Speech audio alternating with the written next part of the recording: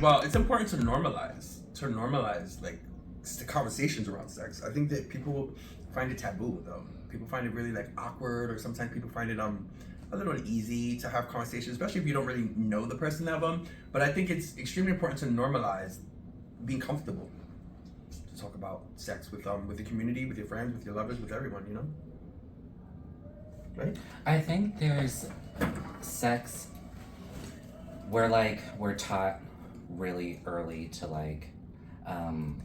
be ashamed of our sexuality and sex in general, because there is so much lore that is like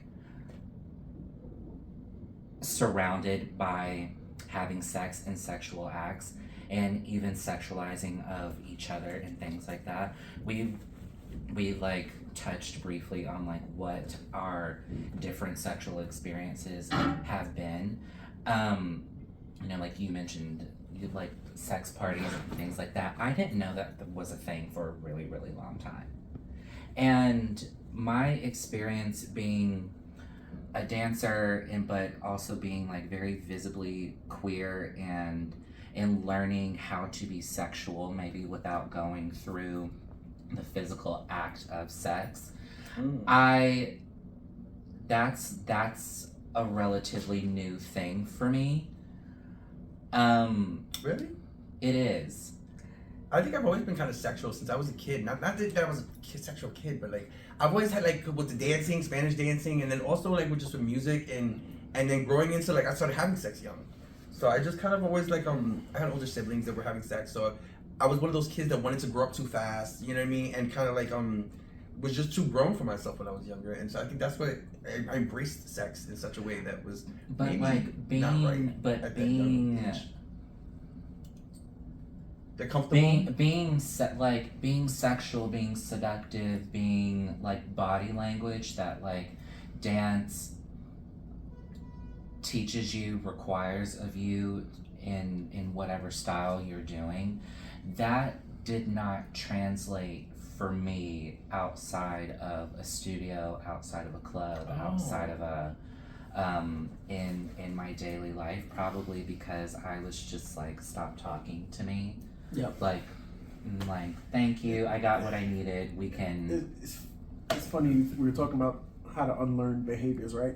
When I was growing up, I also developed physically very early. I had a lot of people giving me a lot of inappropriate sexual attention at a young age, right? So I would watch a lot of like 90s and 80s sitcom shows, right? And The Vamp, right? When women didn't want people to kind of like flirt with them or sexualize them, they would take the joke and flip it to put the sexuality back on them and make them feel so uncomfortable that they would leave, right? Right. So my way of always dealing with unwanted sexual attention would always to be to up the ante, to make the person so uncomfortable that they would leave. 9 times out of 10, it sent the mixed signal that they thought I was interested. Yeah, how about that's what I was gonna say. How about if they were? So I had to learn that, you know, the way that I was trying to convey my boundaries, I was not doing it the right way. So I had to relearn how to set boundaries, right, in a way that was healthy and also productive and clear, right? So taking the time to understand that, okay, something that I'm doing may not be working. It may have worked at one point, but it's no longer working today, right? So I take the time to just kind of evaluate what my sexual ideals are, what I consider to be respectful, what I consider to be attractive, what I consider to be consensual, right? Because, you know, it varies. This all comes from experience, though, right? It comes from trial, error. It comes from experience. But this is doing the work, though. But too. this is all what are subcategories underlined in boundaries for you, because that is something that it's such a powerful word that like has boundaries. The word. That like boundary being the word that has boundaries. The boundaries, guides, terms and conditions, if you will, that like that can be intimidating to certain people who have never had those set against them before, or have never even had discovered their own boundaries, or discovered their own boundaries. And that's like where I'm at right now in discovering what my boundaries are for me, because I've found, like, particularly when it comes to relationships that I've either found myself in an open relationship and didn't know I was in one, or have found myself in a monogamous relationship that I really had no intention of being in, and somehow just Became monogamous. monogamous. And in wondering, in like a boundary being that I've like set for myself is like Defining your sexual defining my relationships. sexual relationships and defining like what Okay. manner of relationship it's going to be, like if it's going to just be romantic or platonic or whatever that case is. But like learn what I felt was like I really needed to express in my video was that in learning boundaries for myself, you can only you are allowed to allow you have the range and the power to allow people the opportunity to learn you. Mm-hmm. If you're clear with them about. If you're clear. Yeah. Right. Because for me growing up, Steve, boundaries was always a confusing thing as a younger sexual being, and I'll just say younger sexual being because I started very young with sex. But as I grew older and I just experienced a lot of things, I knew if there's something that didn't feel right, no, it wasn't. I wasn't going for it.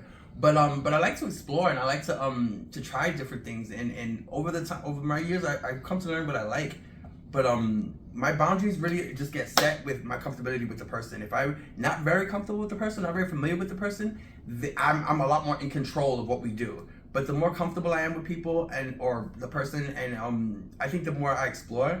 And for me, going back to what you were saying before about sexuality, and I was voguing when I was younger, so it was always imitating a femme queen. And femme queens were sexy, and femme queens were like, it was all that, all about the body and all about the hair and feeling it. And so as I've grown older, I've matured and I've gotten, I'm not gonna say more masculine, but I've become more of a grown man. But as a young person, being sexual and thinking like that and feeling like that, it was just an essence and an aura that she always just kind of walked in. My mother was a very sexy woman, the way she walked and the way, she just carried herself all the time. So it's just, sex was always a very comfortable topic or comfortable essence for me. What became weird about it is when I started to use sex for survival sex, or when I started to act out with my trauma and what you were talking about before in the sexual experience with that. That's when I realized that, okay, this is like an acting out thing. I'm doing this way too much. I even have sex to handle my stress. Even to this day, I have sex to handle my stress.